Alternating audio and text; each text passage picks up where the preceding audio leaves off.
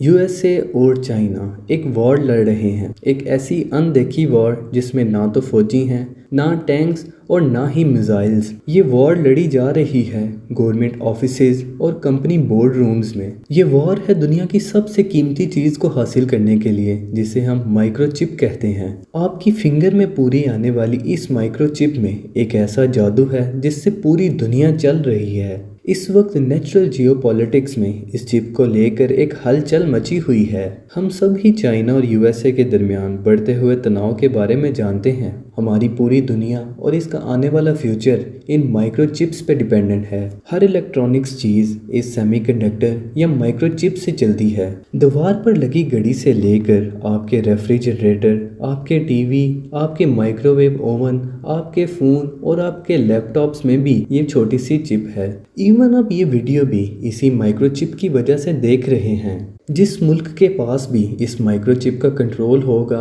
उसकी आर्मी और वेपन पूरी दुनिया में पावरफुल होने के साथ साथ टेक्नोलॉजिकल एडवांस होंगे। लेकिन चाइना और यूएसए के दरमियान ये इशू शुरू कब हुआ और इस इशू की असल कॉन्टेक्स्ट क्या है और टेक्नोलॉजी की इस रेस में आखिर इंजाम क्या होगा? आइए इसका भी जवाब हम साइंस एंड फैक्ट्स की इस वीडियो में जानते हैं। 1950 में हर तरफ कंप्यूटर की हाइप थी। लंबी लंबी तारों वाले ये कंप्यूटर कॉम्प्लेक्स प्रॉब्लम को सॉल्व कर रहे थे, मगर ये कंप्यूटर्स बहुत स्लो थे और एक कंप्यूटर का साइज इतना बड़ा था कि इसको रखने के लिए एक पूरा कमरा चाहिए होता था। फिर 1959 में दो अमेरिकन इंजीनियर ने इस लंबी लंबी तारों वाले कंप्यूटर से जान छुड़वाने का फैसला किया। इस जमाने में ट्रांजिस्टर नया नया इजाद हुआ था। ट्रांजिस्टर एक ऐसा ऑन ऑफ स्विच है जिसके जरिए हम इलेक्ट्रिसिटी को कंट्रोल कर सकते हैं। इन दोनों साइंसदानों के दिमाग में एक आइडिया आया। ट्रांजिस्टर के कॉन्सेप्ट को यूज करके सिलिकॉन की चिप के ऊपर ऐसे छोटे छोटे स्विचेस बनाए जिनके जरिए इलेक्ट्रिसिटी को कंट्रोल किया जा सकता था।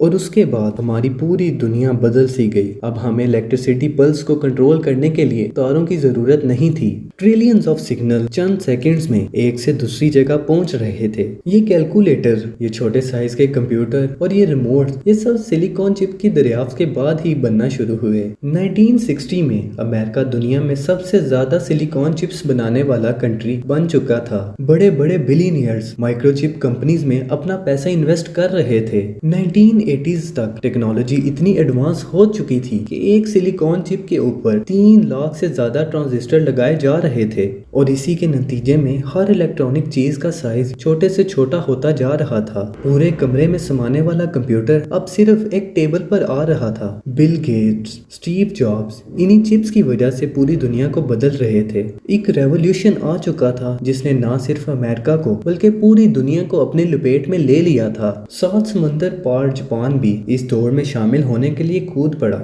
जापानीज कंपनी ने लो प्राइस पर हाई क्वालिटी माइक्रोचिप्स बनाकर यूएसए मार्केट में सप्लाई करना शुरू कर दी। अब जाहिर है अमेरिका ये कैसे बर्दाश्त कर सकता था। अमेरिका ने जापान से आने वाली चिप्स पर 100% टैक्स लगा दिया और इसी टैक्स की वजह से जापानीज कंपनी 1887 में बुरी तरह क्रैश कर गई। इसी दौरान एक और एशियन कंट्री इस सारे प्रोसेस को बड़े गौर से देख रहा था। ताइवान ने जापान और अमेरिका पर बड़ी कड़ी नजर रखी हुई थी और ताइवान अच्छी तरह समझ चुका था कि अगर उसे माइक्रोचिप मार्केट में दाखिल होना है तो अमेरिकन कंपनीज को कम्पीट नहीं बल्कि उनका साथ देना होगा। और यही इस कहानी में एक बहुत ही इंटरेस्टिंग मोड़ आया। असल में माइक्रोचिप्स बहुत ही एडवांस फैक्ट्रीज में बनाई जाती है जिसे फैब्स कहा जाता है। असल में ये चिप्स बनाना कोई आसान काम नहीं। इसके लिए एक बहुत ही खास इन्वायरमेंट चाहिए होता है। एक छोटा सा मिट्टी का जरा भी इस चिप को खराब करने के लिए काफी है। इसीलिए इन चिप्स को एक ऐसी स्पेशल फैक्ट्रीज में बनाया जाता था जैसे कि आप अपनी स्क्रीन पर देख सकते हैं।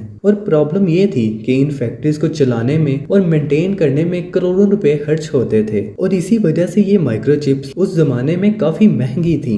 अब वापस अपने टॉपिक पर आते हैं। असल में ताइवान के इंजीनियर्स एक बड़ी तादाद में अमेरिका में इन चिप्स को बनाने में अपने फराइज साथ इंजाम दे रहे थे। ताइवान को एक बहुत बड़ी अपॉर्चुनिटी नजर आ रही थी। असल में ताइवान के एक जानिब चाइना था जो कि इकोनॉमिकल मेरिकल एक्सपीरियंस कर रहा था और चाहता था कि ताइवान पर हमला करके उसको भी चाइना में शामिल कर लिया जाए। लेकिन अगर ताइवान ये माइक्रोचिप्स लो प्राइस पर बनाकर अमेरिका अमेरिका को सप्लाई करता है तो ये नेचुरल है कि अमेरिका इसको चाइना के खिलाफ प्रोटेक्ट करेगा। ताइवान ने अमेरिका में मौजूद अपने इंजीनियर्स को बहुत ही हाई इंटेंसिव देकर वापस ताइवान में बुला लिया। इन इंजीनियर्स की टिकट का खर्चा भी ताइवान गवर्नमेंट ने दिया और इन्हें कंप्लीट टैक्स छूट दी गई ताकि ये ताइवान में माइक्रोचिप्स बनाने वाली कंपनी सेटअप करें। इन्हीं इंजीनियर्स में मौजूद एक इंजीनियर मॉरिस चैंग था। असल में मॉरिस ने खुद यूएसए में बनने वाली इन माइक्रोचिप्स की कंपनी में काम किया था, इसी वजह से वो इन कंपनीज की प्रॉब्लम्स के बारे में जानता था। असल में इन फैक्ट्रीज को चलाने की कॉस्ट बहुत ज्यादा थी और ये चाह रहे थे कि इनकी ऑपरेशनल कॉस्ट को कम किया जाए। इसका हल निकालने के लिए मॉरिस ने ये आइडिया दिया कि चिप्स का डिजाइन, सॉफ्टवेयर और मार्केटिंग यूएसए में होगी जबकि इसकी मैन्युफैक्चरिंग ताइवान करेगा। इस तरह इन माइक्रोचिप्स की कॉस्ट को 50% तक कम किया जा सकेगा और इसी पर्पस को पूरा करने के लिए 1987 में Taiwan semiconductor manufacturing company TSMC बनाई गई। ये कंपनी एक स्टेट ओन्ड कंपनी थी और इसका असल पर्पस अमेरिकन कंपनीज की डिमांड पर माइक्रोचिप्स को तैयार करना था। सिर्फ 14 सालों में TSMC कंपनी एक पूरा जाइंट बन चुकी थी और पूरी दुनिया की 92% एडवांस माइक्रोचिप्स सिर्फ ताइवान में ही मैन्युफैक्चर की जा रही थी। और यहीं पर एंट्री होती है चाइना की। चाइना अपने प्रोडक्शन बूम की वजह से ईयर 2000 के एंड पर हाइप पर जा पहुंचा था और अब इसे टेक्नोलॉजी में आगे बढ़ने के लिए चिप्स की जरूरत थी। चाइना ने ताइवान से माइक्रोचिप्स खरीदना शुरू कर दी। 2010 तक पूरी दुनिया की 40% माइक्रोचिप्स सिर्फ चाइना खरीद रहा था और ये साइकिल कुछ इस तरह चल रहा था कि चिप्स के सॉफ्टवेयर और डिजाइन अमेरिका में तैयार किए जा रहे थे, इनकी मैन्युफैक्चरिंग ताइवान में तैयार की जा रही थी और पूरी मैन्युफैक्चरिंग का 40% हिस्सा चाइना खरीद रहा था।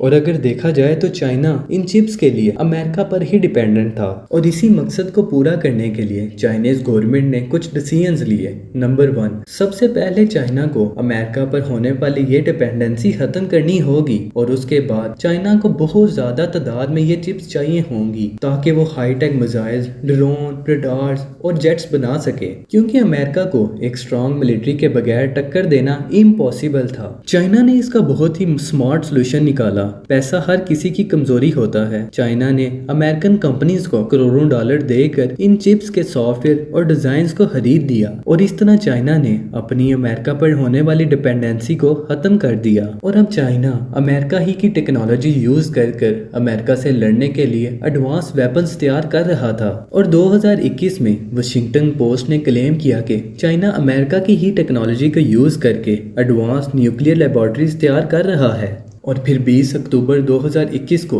चाइना ने अमेरिका के होश उड़ा दिए। China's new missile capability. There's a new report indicating China could soon be able to deploy a nuclear-tipped missile that U.S. defenses would find much harder to detect. And it's understood that U.S. intelligence had no idea. American military journals जब 20 अक्टूबर 2021 को सुबह सोकर उठे तो इनको मालूम पड़ा कि चाइना ने एक मिसाइल बनाया है जो कि साउंड की स्पीड से भी 5 टाइम फास्टर है।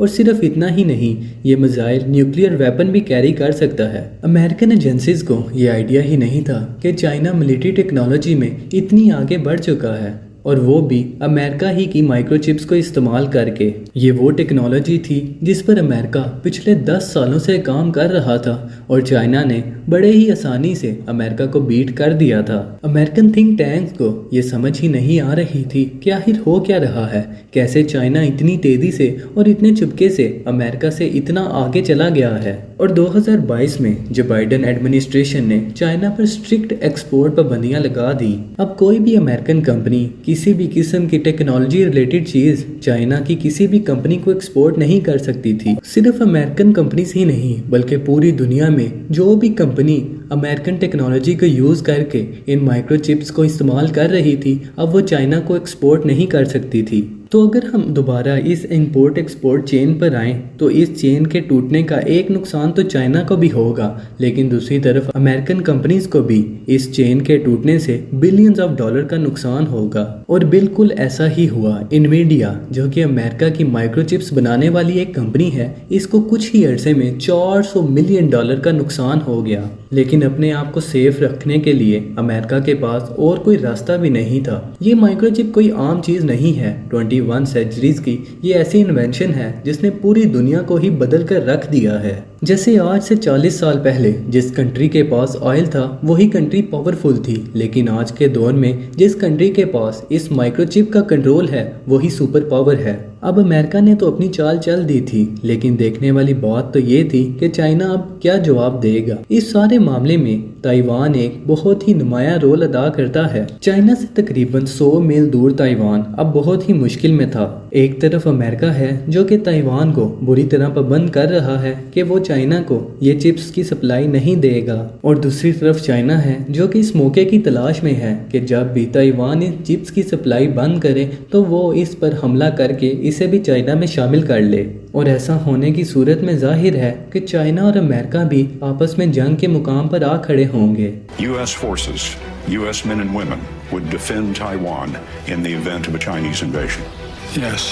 लेकिन देखने वाली तो बात यह है कि चाइना ताइवान पर हमला करेगा कि नहीं। ताइवान पर हमला करना अमेरिका पर ही हमला करना होगा, और ऐसा किसी सूरत भी मुमकिन नहीं, क्योंकि सुपर पावर्स कभी भी डायरेक्टली एक दूसरे पर हमला नहीं करती। चाइना के पास सेफ ऑप्शन तो ये है कि अपनी नेवी शिप्स के जरिए ताइवान को कवर कर दे, और इस तरह कवर करने से वो ताइवान को होस्टेज बनाकर इस चेन को तोड़ सकता है। और फिर चाइना को देखना होगा कि इस मामले में अमेरिका क्या करता है। अगर तो इस मामले के बाद अमेरिका टेबल टॉक्स पर आता है तो वेल एंड गुड, लेकिन अगर अमेरिका इस मामले का जवाब मिलिट्री फोर्सेस से देता है तो पूरी दुनिया के लिए एक खतरे की घंटी है। अभी तक दुनिया रशिया और यूक्रेन की वॉर के इफेक्ट से बाहर नहीं आ सकी, लेकिन अमेरिका और चाइना जैसी दो सुपर पावर की जंग के नतीजे में पूरी दुनिया ही एक खतरे की जद में आ जाएगी। हम लोग इस वक्त बहुत ही डेंजरस हालात से गुजर रहे हैं। माइक्रोचिप्स की इस रेस में कौन जीतेगा ये तो वक्त ही बताएगा, लेकिन सुपर पावर बनने की ये दौड़ पूरी दुनिया के लिए ही एक बड़े नुकसान की वजह बन सकती है। हमें उम्मीद है कि आप इस चैनल की वीडियोस को पसंद कर रहे होंगे। वीडियो पसंद आने की सूरत में वीडियो को लाइक करें, चैनल को सब्सक्राइब करें और अपने प्यारों के साथ लाजमी शेयर करें। मिलते हैं अगली वीडियो में, तब तक के लिए अल्लाह हाफिज़।